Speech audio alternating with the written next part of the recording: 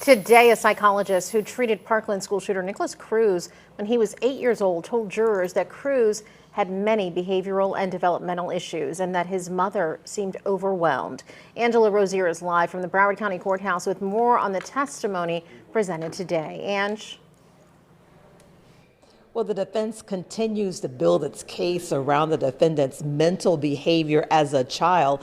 Mental health experts say he was withdrawn. A neighbor believes he's troubled.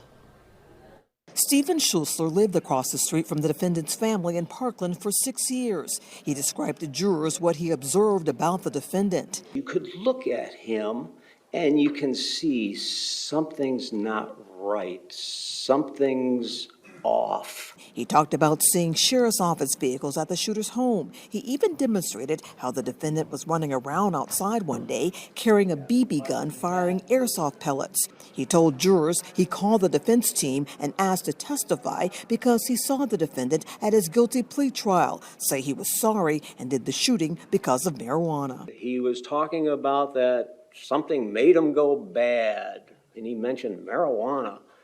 And I knew right away, I said, that's not true.